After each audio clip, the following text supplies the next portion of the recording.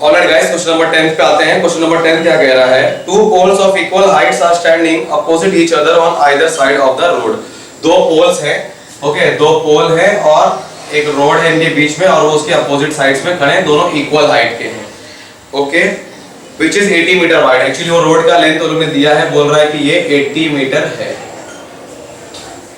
From a point between them on the road, the angle of elevations of the top of the poles are 60 degree and 30 degree। वो बोल रहा है कि इस road में इन दोनों पोल्स के बीच में कहीं एक पॉइंट है, ओके, एक पॉइंट है, और उस पॉइंट से गाइस एंगल ऑफ एलिवेशन एक जगह 60 डिग्री है और एक जगह 30 डिग्री है, ओके।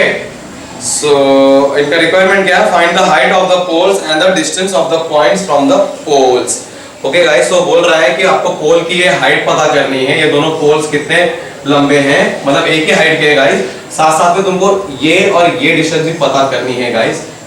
तो अगर इस फिगर को नाम दे दूंगा तो समझ में आ जाएगा एग्जैक्टली। सो अगर मैं उसका नाम दे दे रहा हूँ A B C D E, ये पूरा डिस्टेंस जो है गाइस वो 80 मीटर है, ओके, पूरा। सो गाइस वो एक्चुअली हमको AB और ED की वैल्यू पता कर रहा है, जो दोनों सेम आने वाली है, उसको हाइट ऑफ द पोल्स हो जाएंगी। और वो जो पॉइंट है जहां से एंगल ऑफ एलिवेशन एक जगह 60 डिग्री बना है और एक जगह 30 डिग्री बना है, उस पॉइंट का इस पोल से कितना डिस्टेंस है और इस वाले पोल से कितना डिस्टेंस है, ओके। सो ये पूरा 80 है। अगर मेरे को किसी तरह एक मालूम पड़ जाए तो मैं दूसरे को भी पता कर लूंगा, ओके। सो गाइस, इसको सॉल्यूशन के लिए पहली बात हमको समझना पड़ेगा कि हमको कहाँ पे कुछ कंसीडर करना पड़ेगा। क्या कंसीडर करेंगे? अगर मैं BC की वैल्यू x मान लूं, ओके, सो CD की वैल्यू ऑटोमेटिकली 80 माइनस x हो जाए, ओके। टोटल 80 है, या अगर ये 30 होगा तो ये 80 माइनस 30 50 हो जाएगा अपने आप। सो x, सो 80 माइनस x। चलो गाइस सॉल्यूशन पे आते हैं, ओके, सॉल्यूशन पे आते हैं, ओके। सो लेट अस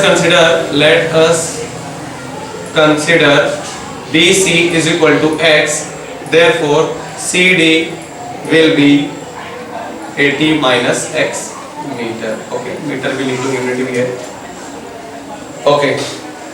अब गाइस ये वाला ट्रायंगल देखो, ट्रायंगल ABC में क्या दिखाई दे रहा है गाइस हम लोग को कि हमारे पास एक एंगल गिवन है, ये राइट एंगल ट्रायंगल होंगे गाइस, दोनों के दोनों, ओके, राइट एंगल ट्रायंगल हो क्योंकि दोनों पोल हैं और स्ट्रेट खड़े किए गए हैं एग्जैक्टली। सो अभी हमें 60 डिग्री दिया है गाइस, और यहाँ पे एडिशन साइड 60 के जस्ट बाजू वाले साइड की वैल्यू दी गई है, और अगर हमें वो पोल की वैल्यू पता करनी है तो वो उसके अपोजिट में है। जो वैल्यू पता करनी होती है वो हम लोग ऊपर कंसीडर करते हैं, तो हम ये tan थीटा वाला फॉर्मूला यूज करेंगे। So in right angled triangle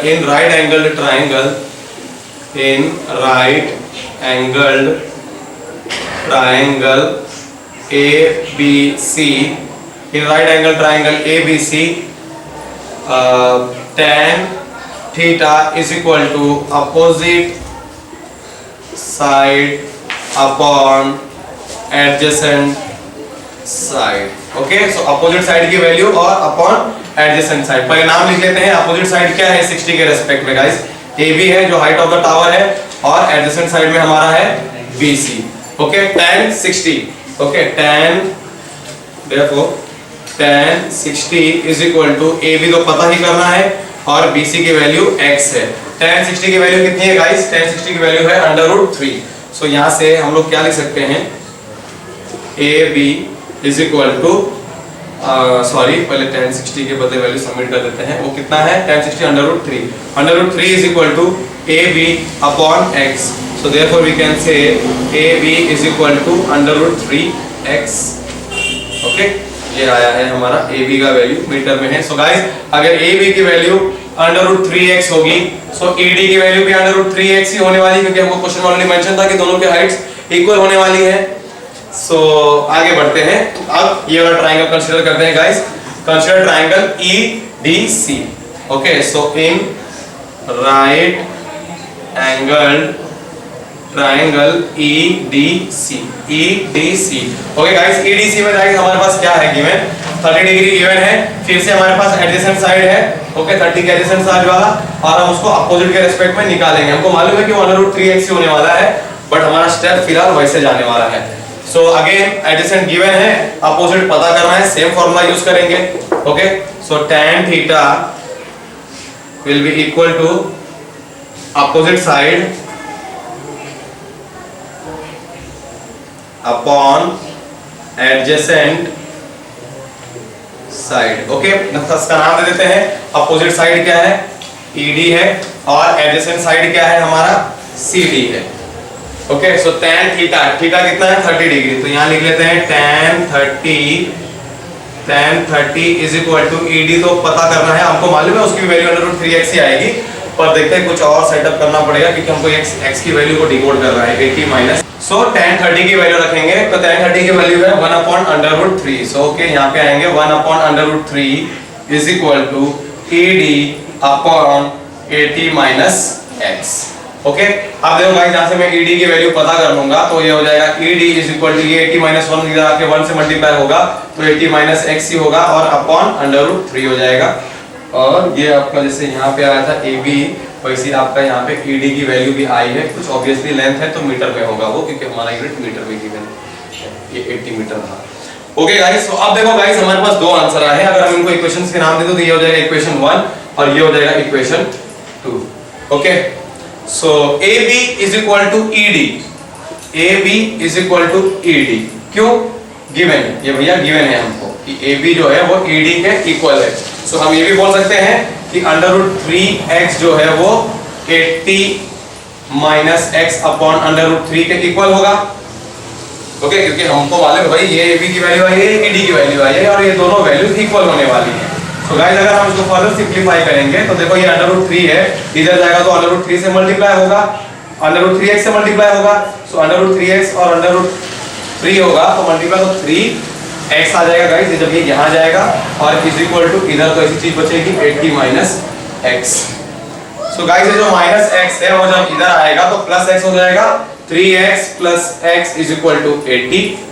okay, 4x is equal to 80, और हम बोल सकते हैं x is equal to 80 upon 4, 4 1 जा 4 20 जा।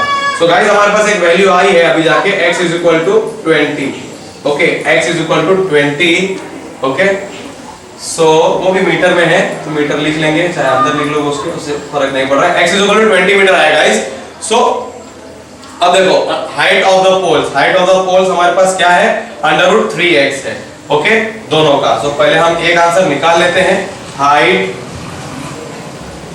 Of the poles AB is equal to ED is equal to, AB is equal to ED is equal to √3x, which is equal to √3 into x कितना है हमारा?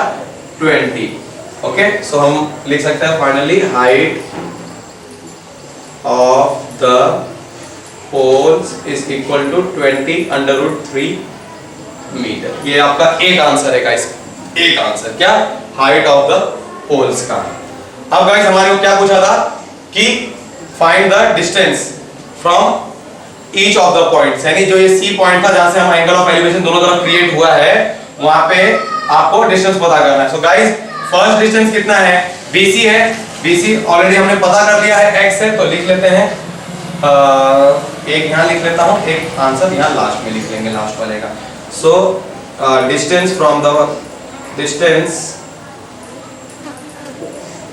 From first pole, okay, first pole यानी यहाँ से वो है BC is equal to x is equal to 20 metre, यानी एक और आंसर आपका आ गया 20 मीटर। ओके, दो आंसर हो गए। और distance from the second pole CD, वो आंसर लास्ट वाला यहाँ लिख, चलो यहीं लिख देते हैं, कंटिन्यूएशन है। डिस्टेंस फ्रॉम द सेकंड पोल क्या है? वो CD, और वो क्या है? 80 माइनस x है, वो क्या है? 80 माइनस 20 है, यानी 60 मीटर। ओके गाइस, थोड़ा कोने में आ गया, लेकिन यकीन मानो बोर्ड पे सब दिख रहा होगा और आपको सुनाई भी दे रहा है, एकदम समझ में आ रहा होगा मैं क्या लिख रहा हूँ। सो गाइस, अगर मैं यहाँ पे सारे आंसर्स एक साथ लिख दूं तो वो ये है कि AB is equal to ED is equal to 20, sorry कितना आया guys? Height of the poles, हाँ, √3x और 20 √3 है। सो 20 √3 मीटर आया है, और BC is equal to 20 metre आया है, और CD is equal to 60 metre आया है। ये वो हमारे 3 आंसर थे जो उन लोगों को एक्सपेक्ट कर रहे थे। ए बी ई बी 28√3 दोनों का सेम होगा। बी सी x था, x 20 आया, और सी डी 80 माइनस x था, तो 80 माइनस 20 60 आ गया है। सब अच्छे से सोल्यूशन कर दिया guys. Okay, so thanks a lot.